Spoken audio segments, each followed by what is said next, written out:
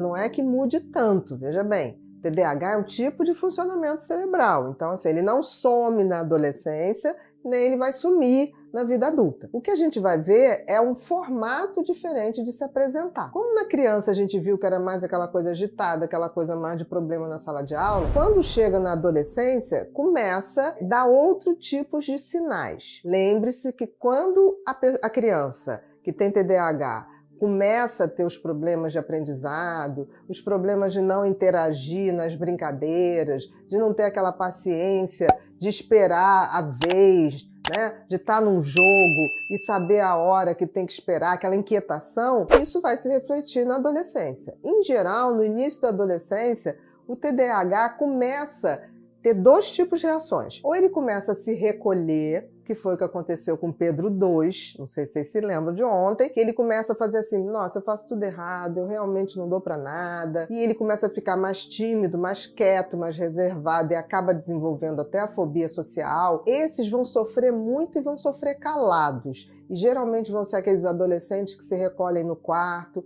não falam com ninguém, ou então não participam de eventos coletivos, têm poucos amigos, e em geral começam a interagir muito pela internet, começam a se viciar em joguinhos, começam a ter uma vida paralela. Apesar de não dar trabalho, entre aspas, os pais sentem que, tipo assim, por que ele não é mais aquela criança animada? Por que ele não sai correndo? Ele agora não fala com a gente? Ele não participa de festas? Ele não é chamado para sair com os outros amigos? Isso é um tipo que vai poder acontecer. O outro é bem diferente, que é do tipo assim, já que eu não dou certo para nada, eu vou escancarar. Eu vou procurar os amigos mais descolados, eu vou fazer besteira mesmo, porque eu nunca vou dar para nada, então para que eu vou ficar perdendo o meu tempo? E, em geral, é aí nesse ponto, desses dois tipos, que a gente tem que se observar bem como que a gente vai abordar. Ele acaba indo para grupos que, em geral, são grupos que usam droga. Ele quer experimentar de tudo, ele quer ver o que vai acontecer. E é aí que a gente esbarra com uma questão que é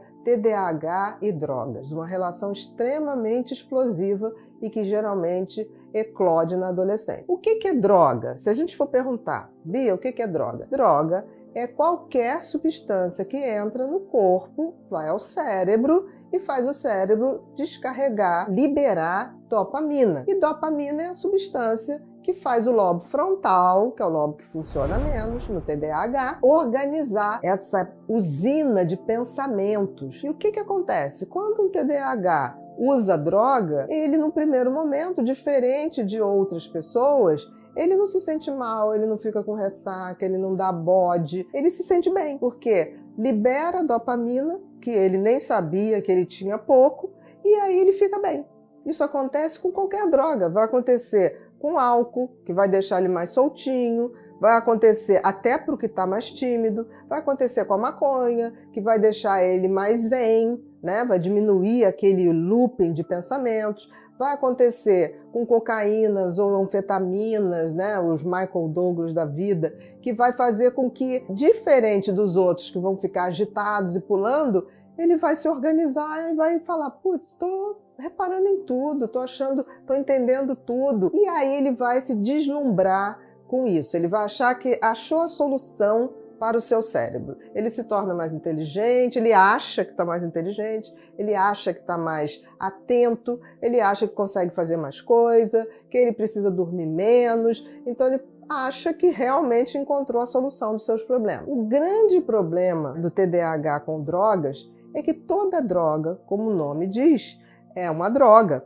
E ela, no início, te dá tudo isso, né? Principalmente para o TDAH, dá a dopamina que ele quer. Mas com o passar do tempo, para você liberar essa mesma dopamina, você vai precisando de uma maior quantidade de qualquer droga que seja. Então, aquilo que no início ele fumava 1 cigarro de maconha e ele se sentia bem, ele passa a fumar 2. Aí depois ele passa a fumar 3. Aí ele passa a fumar 4. E o que acontece? Aí ele capota novamente no excesso. Ele, buscando ficar cada vez melhor, ele vai usar mais droga. No caso da droga, quanto mais você libera a dopamina, chega um ponto que esse sistema do lobo frontal começa a ficar exausto, porque a droga não produz a dopamina, ela libera.